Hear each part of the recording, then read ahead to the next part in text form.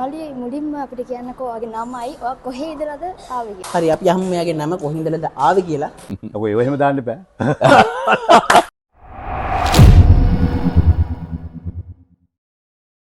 සංස්කෘතිය කියලා කියන්නේ අපේ ජාතික උරුමයන්. සම්ප්‍රදාය කියලා කියන්නේ ජාතික උරුමයන් වලට වටිනාකම් එකතු කරන ශ්‍රී ලාංකේය අභිමානය. උඩරට, පහතරට, සබරකමු කියලා කියන්නේ අපේ වටිනාකම් හෙළදූ පුතුන්ට දායාද කරන වස්තුන් හා සමානයි. ඉතින් මේ සුවිශේෂී වුණු නර්තන හැකියාවන් තමන්ගේ ජීවිතයේ ජයග්‍රහණය කරා යන්නට.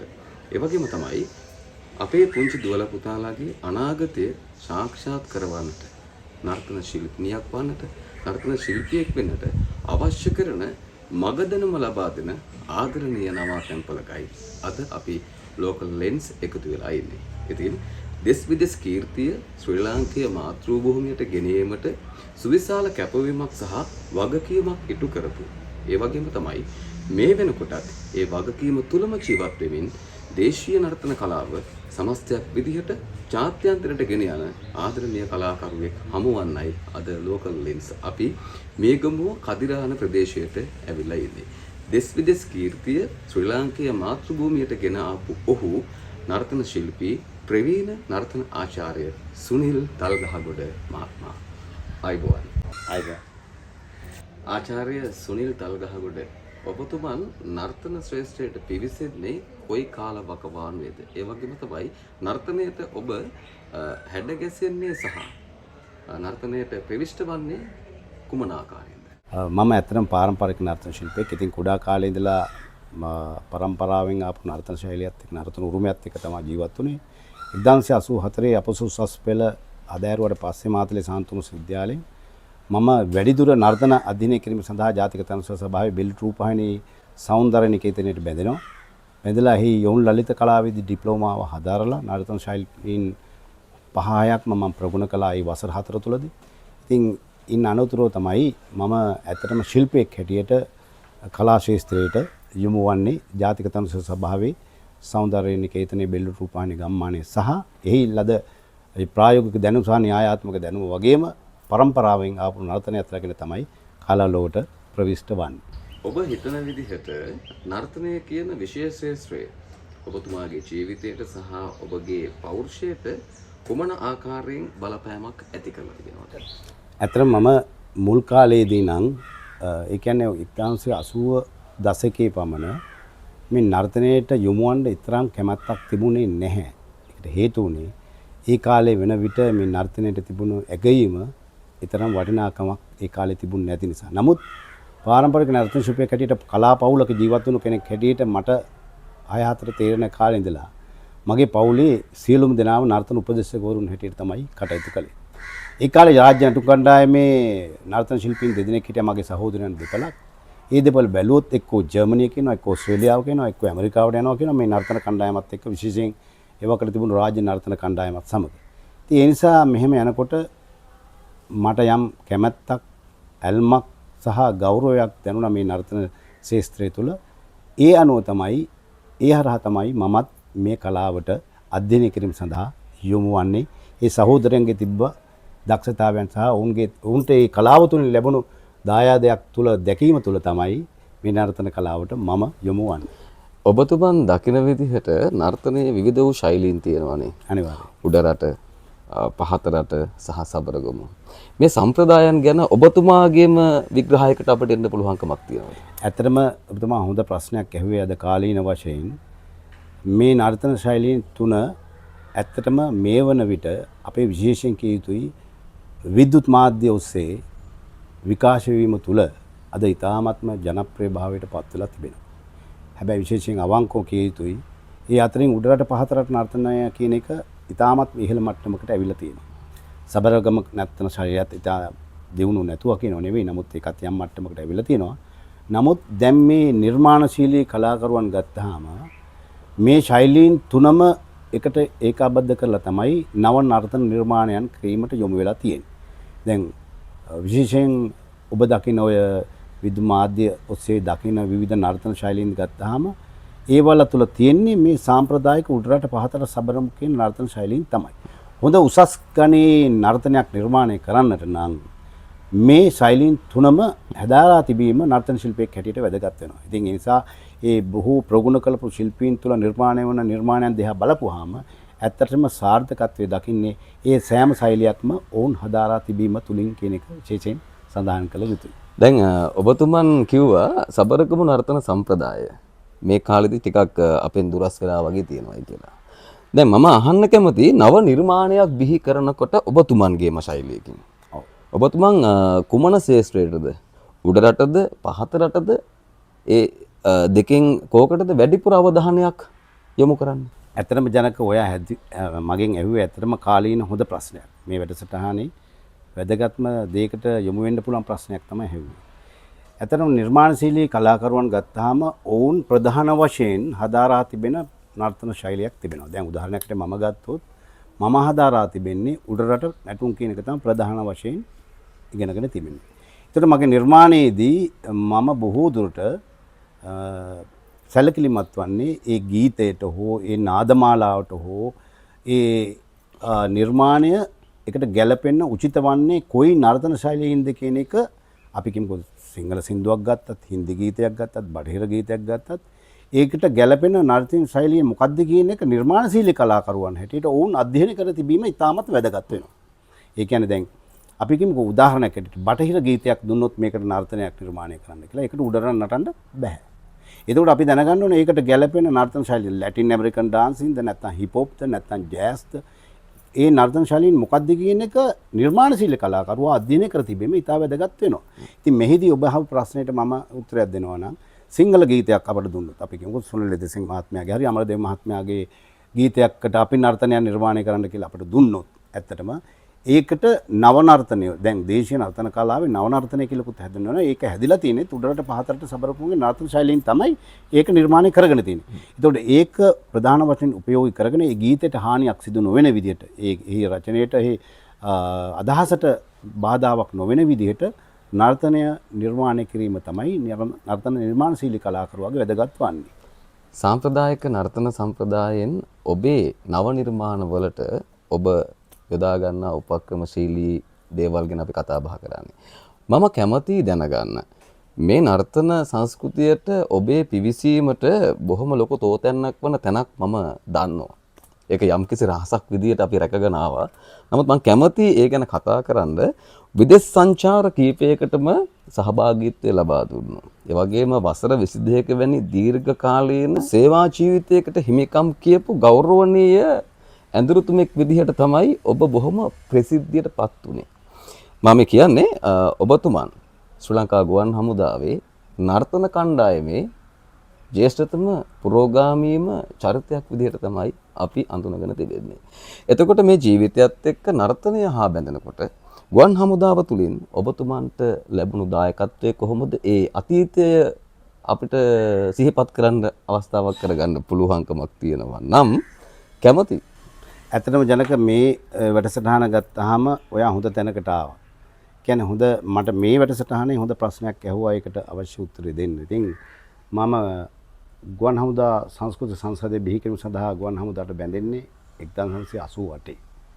එතකම් මම මුලින්ම සඳහන් කරා ජාතික තනුස සභාවේ ස්ථීර ශිල්පියෙක් හැටියට නර්තන කණ්ඩායමේ සිටින යුගයකදී ඒවකට ගුවන් හමුදා සංස්කෘතික කණ්ඩායමක් බිහි වෙලා තිබුණේ නැහැ.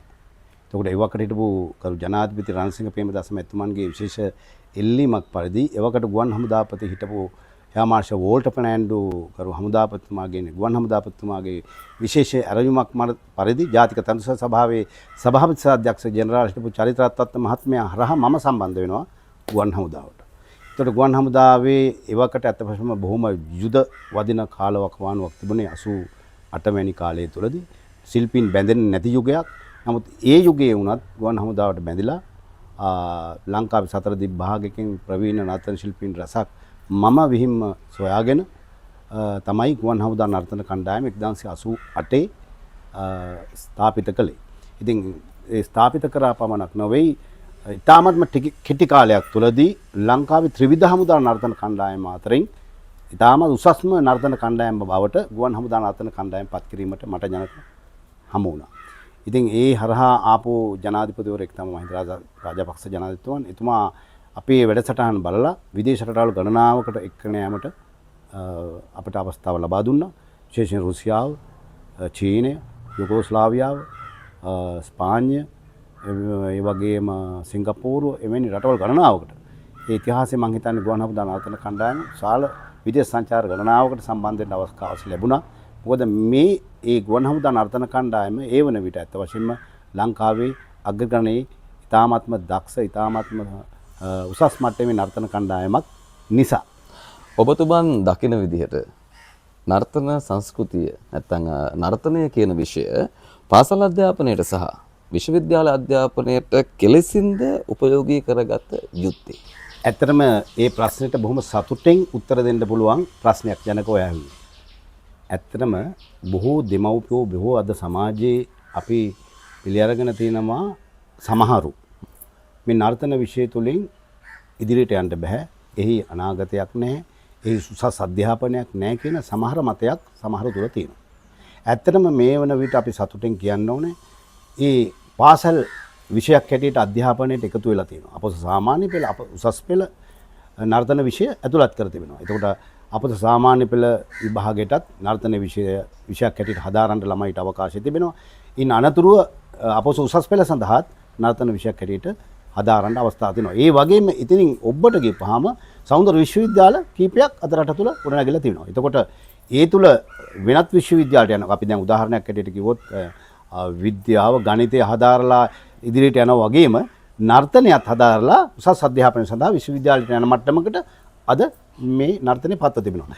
මේ තුල කතිකාචාර්යවරුන්, ජ්‍යෙෂ්ඨ කතිකාචාර්යවරුන්, ගුරුවරුන්, මහාචාර්යවරුන්, ආචාර්යවරුන් අද නර්තන ශාස්ත්‍රයේ බිහි වෙලා තියෙනවා. ඉතින් හොඳම උදාහරණයක් හැටියට කියනවා නම් මගේ ළඟම මගේ සහෝදරියගේ අක්කගේ පුතෙක් ඉන්නවා මහාචාර්යවරයෙක්. සෞන්දර්ය විශ්වවිද්‍යාලයේ මහාචාර්යවරයෙක් හැටියට පත්ව තිබෙනවා. ඉතින් ඔහුත් මේ පාරම්පරික නර්තන ශිල්පියෙක් හැටියට හදාරලා ක්‍රමානුකූලව අප සාමාන්‍ය පෙළ උසස් පෙළ විශ්වවිද්‍යාලයට ගිහලා ඉන්න ඔබට ගිහලා ඉන් අදාරා ඒ තත්ත්වයට පත් තිබෙනවා. ඉතින් අද මේ විෂය හැදෑරීම තුළ ඉදිරියට යන්න පුළුවන් මගක් මාර්ගයක් අද ගොඩ නැගිලා තියෙනවා. ඒ නිසා ශිල්පය හැදෑරීම තුළ කාටවත් අව탁සිරුවකට ලක් වෙන්නේ උසස් මට්ටමට ඔහුගේ හැකියාවන් අනුව ඉදිරියට යන්න පුළුවන් වාතාවරණයක් අද අධ්‍යාපන ශාස්ත්‍රයේ ගොඩ නැගලා තියෙනවා. දැන් පාසල් අධ්‍යාපනය ඒ වගේම විශ්වවිද්‍යාල අධ්‍යාපනය තුළට නර්තනය කියන විෂය බොහොම ලොකු මැදිහත් වීමක් සහ එහි වටිනාකමක් එකතු කරනවායි කියන අදහස ඔබතුමාගේ තිබෙනවානේ. එතකොට මම කැමතියි දැනගන්න ඔබතුමා නර්තන ශිල්පියෙක් විදිහට එහෙමත් නැත්නම් නර්තන ආචාර්යවරයෙක් විදිහට ඔබතුමාගේ ජීවිතය තුළ මේ නර්තනය සම්බන්ධයෙන් ඔබට ආපු අභියෝග මොනවද? ඔව්. ඇත්තටම ජනකා අපිට අභියෝග කීපයකටම මුහුණ දෙන්න සිද්ධ වෙලා තිබෙනවා. විශේෂයෙන් නිර්මාණශීලී කලාකරුවන් හැටියට නර්තන නිර්මාණයේදී ගොඩාක් දුරට අපි දේශීය පාරම්පරික නර්තන ශිල්පියෙක් හැටියට අපේ දේශීය නර්තන කලාවත් රැකගෙන ඒකට හානියක් සිදු නොවන ආකාරයට නිර්මාණ ඉදිරිපත් කිරීමේදී දැන් සමහර අවස්ථාවලදී අපිට ලැබිලා තියෙනවා එක එක සංගීත ඛණ්ඩ, එක එක ගීත, ඒ වගේම විවිධ ප්‍රසංග වලට යොමු වෙද්දී ඒ නිර්මාණය කිරීමේදී යම් අභියෝග වලට මුහුණ දෙලා තියෙනවා. මොකද ඒවා නිර්මාණය කරන්නට ඇත්තටම අපේ පාරම්පරික නර්තන ශෛලීන් ඒකට සම්බන්ධ කරගන්න බැරි අවස්ථා තිබෙනවා. ඒ අනුව මට සිද්ධ වෙලා තියෙනවා ඇත්ත වශයෙන්ම මේ නිර්මාණශීලී කලාකරුවන් හැටියට ඒවා නිර්මාණය කරන්නට බටහිර නර්තනය හැදෑරීම. දැන් උදාහරණයක් හැටියට මම පාරම්පරික නර්තන ශිල්පියෙක් හැටියට අපි කියමු ලතින් ඇමරිකානු නර්තන ලැටින් ඩාන්සින් ඉගෙනගෙන හිටියේ නැත්තම් බටහිර ගීතයකට ලැටින් ඩාන්සයක් කරන්න කිව්වොත් නිර්මාණය කරන්න කිව්වොත් ඒක පිළිබඳ අවබෝධයක් නැත්තම් මට ඒක නිර්මාණය කරන්න බෑ. ඒතර මම පාරම්පරික නර්තන ශිල්පියෙක් හැටියට මේක ප්‍රගුණ කරේ නැත්තම් මට ඒ නිර්මාණය කරන්න බැරි නිසා මම විවිධ නර්තන ශෛලීන් ගණනාවක් අධ්‍යයනය කිරීමට යමු වුණා. උඩරට පහතරට බටහිර බැලේ ජෑස් හිප් හොප් රැප් මේ හැම නර්තන ශෛලියක්ම හදාරුවා. මොකද ඔය කියන අභියෝග වලට මුහුණ දෙන්න ඕන නිසා. ඒ නිසා ඇත්ත වශයෙන්ම අභියෝග වලට මුහුණ දෙන්න නම් මේ සෑම නර්තනයක් හැදෑරීම තුළම ලැබෙන සෑම අභියෝගයකට මුහුණ දෙන්න පුළුවන්. ඒක එක්තරා උදාහරණයක් හැටියට අපි විදේශ ප්‍රසංගයකට ගියා, තරඟයකට ගියා ක්‍රොේෂියාවේ සාග්‍රෙබ් කියන නගරේ ෆෝක්ලෝරා නර්තන ප්‍රසංගයකට ගියා. අපි සංස්කෘතික අමාත්‍යාංශයෙන් තමයි අපේ පෞද්ගලික අපේ පවුලේ නර්තන කණ්ඩායම මම නෝනත් නිර්මලා තල්ගහගොඩත් ඒ වගේම මගේ වැඩිමාල් සහෝදර ප්‍රේමදාස් තල්ගහගොඩ කියන අපේ පවුලේ තනාතන කණ්ඩායමක් තමයි ගියේ. රටවල් 3කට ගිහිල්ලා තමයි ඒ රටට ගියේ ක්‍රොේෂියාවට ගියේ ග්‍රීසියට ගිහිල්ලා ඕස්ට්‍රියාවට ගිහිල්ලා ඕස්ට්‍රේලියාවෙන් තමයි සාග්‍රෙබ් කියන රටට ගියේ. ඒ සාග්‍රෙබ් කියන්නේ ක්‍රොේෂියාවේ නගරයක්. ඉතින් ඒ විශාල රටවල් 38ක් පමණ සම්බන්ධ වුණු ෆ්ලෝරා නර්තන තරඟයක්. ඉතින් ඒ තරඟෙකදී අපිට අභියෝගයක් ආවා මේ පෙර අපරදිග නර්තන ශෛලීන් එකට ඒක රාශි කරලා විනාඩි 3ක ඇක්ට් එකක් නිර්මාණය කරන්න. ඇත්තටම අපි ඒකෙන් තමයි පළවෙනි ස්ථානෙ ගත්තේ. ඉතින් එතනදී අපිට මේ අභියෝගයකට මුහුණ දෙන්න මට අවස්ථාව ලැබුණේ ඇත්ත වශයෙන්ම අර පෙර අපරදිග කියන සෑම නර්තනයක් ශෛලියක්ම හදාරා තිබීම තුළ ඔවුන් අපට දුන්න සංගීත කණ්ඩායමක් මේකට ඕගොල්ලන්ගේ නැටුමුත් එක්ක කරලා වෙනත් රටවල් වල නැටුමුත් එකතු කරලා මේ විනාඩි 3 ඇක්ට් එක හදන්න කියලා. අන්න ඒ අභියෝගයකට මුහුණ දෙන්න සාර්ථක මුහුණ දීලා රටවල් 36කින්ම ප්‍රථම ස්ථානය අපේ රටට හිමි කර දෙන්න හැකි වුණා. අන්න ඒක තමයි පළවෙනි අභියෝගය. දැන් ඔබතුමා සඳහන් කර විදිහට එවැනි කීර්තියක් ශ්‍රී ලාංකේය මාතෘභූමියට රැගෙන ආවට ඇත්තටම අපි ගොඩක් සන්තෝෂයි. ඒකට ඔබතුමාට අවංක ආදරණීය ස්තුතියි. ඉතින් මේ ජීවිත කතාවේදී ඔබතුමන් සඳහන් කළා විදේශීය සංචාරයන් වලට අභියෝගාත්මකව එහෙම මුහුණ දෙනකොට ඔබතුමාගේ පෞල් පරිසරය හා බැඳුණු ජීවිත කතාව ගැන. ඔබතුමාගේ ආදරණීය බිරිඳ නිර්මලා තල්ගහගොඩ ඇයත් නර්තන ආචාර්යවරියක්. ඒ වගේම ඔබතුමාගේ පුතාලා දෙදෙනාත් නර්තන ශ්‍රේෂ්ඨයට එක් කඩයිමක් හා සමානයි මට දැනෙන විදිහට. අපිට චුට්ටක් ඒ ගැන කතා කරන්න පුළුවන්. ඇත්තටම ඒ ගැන කතා කළ යුතුම දෙයක් හැටියට මම හිතනවා. මොකද අද යම් මට්ටමකට මා පත්ව සිටී නම් එහි ප්‍රධාන සහයෝගය මට ලැබිලා තිබෙන්නේ මගේ ආදරණීය බිරිඳ. ඇත්තටම නර්තනය තුළ යම් ස්ථානයකට අපි ඇවිල්ලා තියෙනවා කියන එක අවංකවම සඳහන් කළ යුතුයි. ඉතින් ඒ ගමනේදී ඇයත් දක්ෂ නර්තන ශිල්පිනියක් උපදේශිකාවක් හැටියට මට එකතු වුණ නිසා තමයි මට හම්බ වුණ නිසා තමයි අද මේ නර්තන ශාස්ත්‍රයේ මේ තාක්කල් මේ ගමනට එන්න දායක දුන්නේ.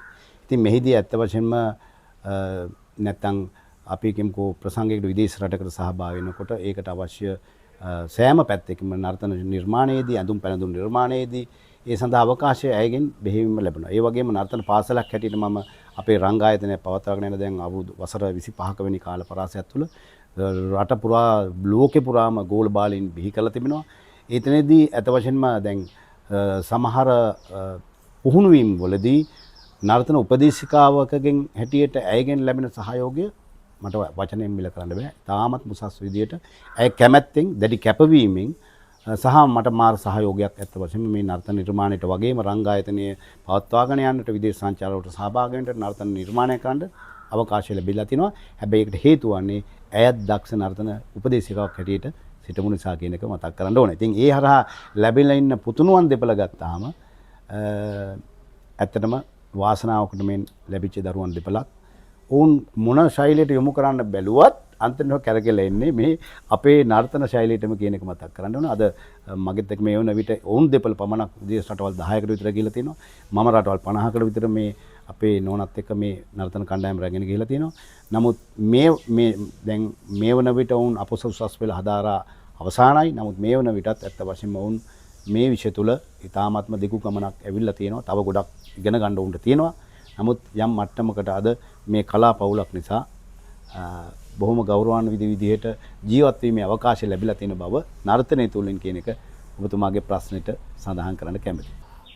සුනිල් තල්ගහගොඩ මහත්මයා. ඉතින් ඔබතුමා අපි දෙන්නගේ සාකච්ඡාවට එන්න කලින් මට සඳහන් කළා මේ සුනිල් තල්ගහගොඩ කියන නර්තන ආයතනයක් තියෙනවානේ.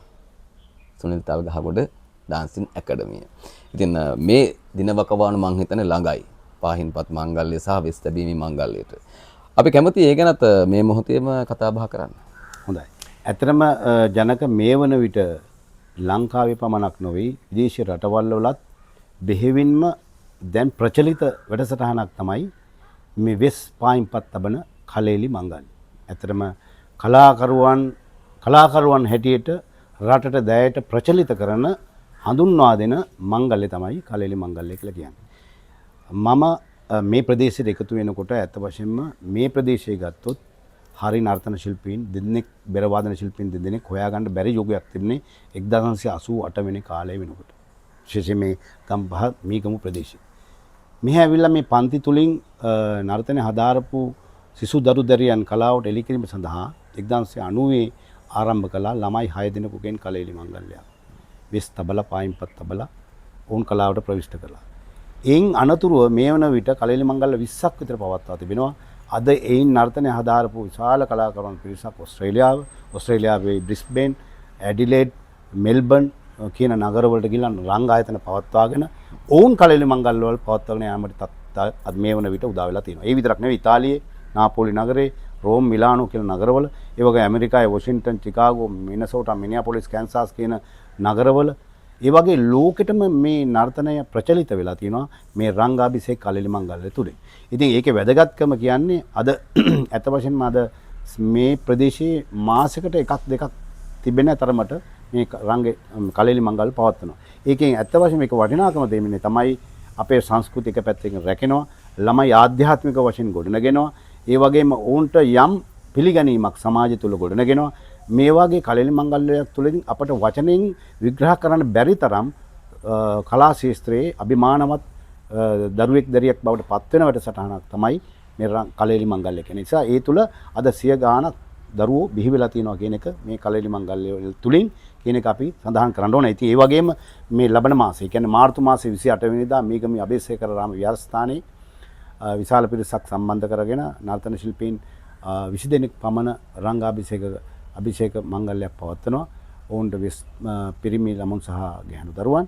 ඉතින් ඒ තාමත් උසස් මට්ටමින් තමයි මේක කිරීමට බලාපොරොත්තු වෙන්නේ. ඉතින් මේ රංග ආයතනයෙන් මේ 29 වතාවට පවත්වන කලෙලි මංගල්‍යයක් හැටියට මාර්තු 28 වෙනිදා මේ උත්සවය අති උත්සවාකාරයෙන් මේගම අබේසේකර රාම විහාරස්ථානයේදී සුනිල් තල්ගහව රංග ආයතන මගින් පවත්වීමට සියලු වැඩ කටයුතු මේ වන විටත් සූදානම් කර තිබෙනවා. ඉතින් අපි ඔබතුමාටත් ආරාධනා කර සිටිනවා. ඔබතුමාගේ කණ්ඩායමටත් ආරාධනා කර සිටිනවා. එදාට ඇවිල්ලා මේ වැඩසටහන පිළිබඳවත් යම් මාධ්‍ය ආවරණයක් කරලා දෙන්න කියලා. අපි බොහොම සතුටින් ඔබතුමාගේ ආරාධනාව පිළිගන්නවා. අපිත් කැමති ලෝකල් ලෙන්ස් අපි අනිවාර්යයෙන්ම එදාට ඔබතුමා සමග හිඳීවි කියන විශ්වාසයත් මේ මොහොතේදී දෙන්නට කැමතියි. ඒ වගේම තමයි ඔබතුමාගේ නර්තන ආයතනය සම්බන්ධවත් අපි කතා බහ කරන්න කැමැත්තෙන් ඉන්නවා. ඉතින් එහි නර්තන ශිල්පිනියන් ශිල්පීන් විශාල ප්‍රමාණයක් අධ්‍යාපනය ලබනවා. අපි ඔවුන් සමගත් පුංචි කතා බහ කීපයකටත් අවස්ථාව සලසාගෙන තිබෙනවා. ඊට මත්තෙන් අපි කැමති අපේ ප්‍රවීණ නර්තනාචාර්ය එවැගේම නර්තන ශිල්පී සුනිල් තල්ගහගොඩ මහත්මයාගේ මේ අති දැවැන්ත යුග නිර්මාණයක් කිරීමට සැකසෙන අලුත් පරම්පරාවේ උරුමකරුවන් දෙදෙනාගේ සොදුරු හැකියාවන් දිත්තයක් දැක බලා ගන්න.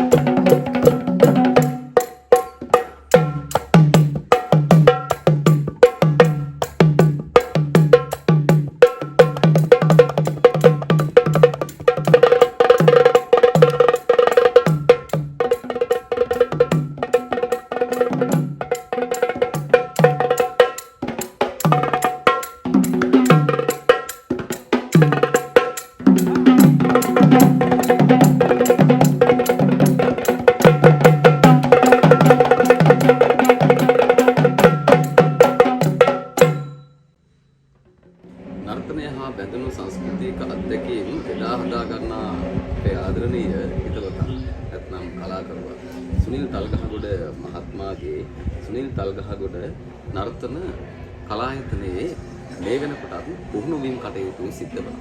ඉතින් ඒ නිසා අපේ හිතවතුන් දෙදෙනෙක් ඉන්නවා ඒ ස්ථානයේ. රොෂෙල් සහ නිමේෂ්. අපි කැමති සුනිල් තල්ගහගොඩ කලායතනයේ මේ මොහොතේදී සිද්ධ වෙන්නේ කුමන ආකාරයේ වැඩ කටයුත්තක්ද කියලා සජීවීව දැක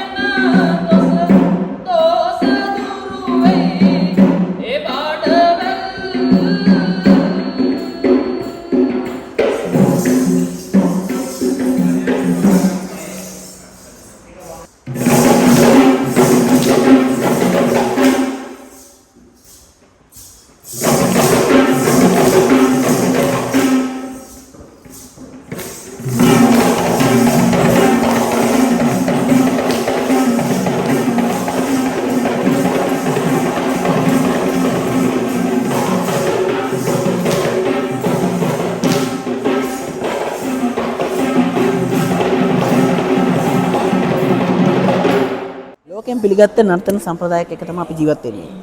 උඩරට පහතරට සබරගමු කියන මේ සම්ප්‍රදායන් තුනම මේ වෙනකොට ක්‍රියාත්මක වෙන ආයතනයකට තමයි අද අපි ඇවිල්ලා ඉන්නේ. සුනිල් තල්ගහගොඩ ඩාන්සින් ඇකඩමි කිව්වොත් මේ ගම හතිරාණ පුරවරේ නොදන්න කෙනෙක් නැති තරම්. හරි අපි අහමු මෙයාගේ නම කොහින්දලද ආවේ කියලා. මම සඳුනි මම ආවේ සීදුව ප්‍රදේශයෙන්. කොහොමද මේ රංගායතනයේ දැනෙන්නේ? සුනිල් තල්ගහගොඩ රංගායතනයේ දැනෙන්නේ කොහොමද? ඇත්තටම මම ශිෂ්‍යාවක් විදිහට මම දකිනවා පරම්පරා ගණනාවක ඒ සම්ප්‍රදායානුකූල නර්තන දැනුමත් එක්ක අපිට නර්තනයේ හොඳම දේවල් ටික අපිට ලබා දෙනවා කියලා. උඩරට පහතරට සබරගමු මේ තුනනේ අපේ සම්ප්‍රදායික නර්තන ශෛලීන් තුන. ඒ ගැන මොකද හිතෙන්නේ? මෙතනින් එතනට ලැබෙන දායකත්වය කොහොමද? මම පෞද්ගලිකව මගේ වැඩිම කැමැත්ත තියෙන උඩරට නර්තනයට. ඉතින් දැන් අපි මේ කණ්ඩායම සූදානම් වෙන්නේ කොහොමත් මේ ළඟ එන මාස කිහිපය ඇතුළත උඩරට නර්තනයේ කලෙලියට පැමිණෙන්න. ඉතින් ඒ සම්බන්ධයෙන් සර් අපිට ගාක් හොඳ දැනුමක් ලබා දෙනවා. මේ මොහොතේ නම් අපි මේ දවස් ටිකේ උඩරට නර්තනයේ තමයි ගොඩක්ම මූලිකත්වයෙන් හදාරන්නේ. මල්ලි මුලින්ම අපිට කියන්නකෝ ඔයාගේ නමයි ඔයා කොහේ ඉඳලාද ආවේ කියලා. මගේ නම හසිත නිපුන්. මම එන්නේ දාගුණ ප්‍රදේශයෙන් ඉඳලා. හරි. දැන් ඔයා කියන්නකෝ සර්ගෙන් මේ ඇකඩමියට ආපු ඔයාට මොන වගේ පන්නරයක්ද මේ ඩාන්සින් වලට ඔයාගෙට හම්බුනේ? මං පොඩි කාලේ ඉඳන් උඩරට කලාවට ආසයි. ඉතින් අපේ හොඳට කියලා දෙනවා හැඩතල අනුව. එතකොට මට එන ආසාවක් ඇති වුණා නර්තන කලාව පිළිබඳව. එහෙම තමයි ඉතින් අපේ ගුරුගෝල සම්බන්ධයෙන් එහා ගියපු මේ පියතුමෙක් හැටියට අපිට ගොඩක් විදියට උදව් වෙනවා. ඉතින් ඔයාලා දැන් තරඟ වලට යනවා. ඒ වගේම ඉවෙන්ට්ස් වලටත් යනවා. ඒ තැනදී ඔයගොල්ලන්ට දෙන සහයෝගය මොන වගේද? ඒ වෙලාවට අපි දන්න, ඒ කියන්නේ අපි පුරුදු වෙලා ගිය එක බය නැතුව ඉදිරිපත් කරන එක, ඒ ආකාරයෙන්ම නරඹන්නන්ට හිත ඇද ගන්නාසුළු විදිහට hina වෙන එක, ඒ වගේ පොඩි අදහස් ඉතින් හරි. කියන්නකෝ අන්තිමට අහන්නේ මම ඔයාගෙන් ඔයාගේ ජීවිතේට, පෞද්ගලික ජීවිතේට වේවා, නර්තන ජීවිතේට වේවා, ඔය ජීවිතේට නර්තනයේ පැත්තකින් දාලා සර්ගෙන් ඔයාට ලැබුණු හොඳම උපදෙස. සර් කියන්නේ ඉතින් ගුරුවරයෙක්නේ. ඉතින් අපිට ගොඩාක් උපදෙස් ලබා දෙනවා. ඒ අතරින් මට හිත ඇදගන්නේ සර් කියලා තියෙනවා කුහක නොවි ඔබ දන්නා දේ තව කෙනෙකුට හොඳට කියලා දෙන්න කියලා.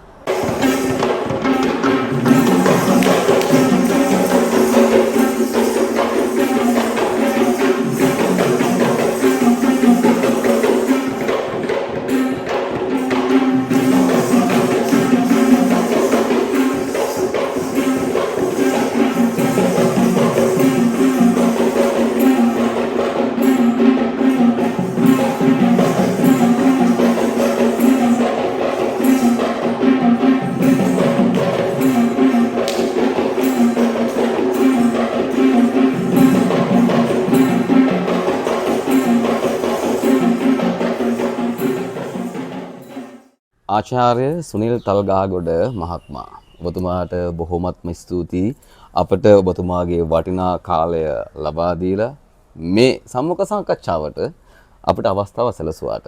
මම දන්නවා ඔබතුමා මේ වකවානුව තුළ බොහොම කාර්යබහුල කෙනෙක්.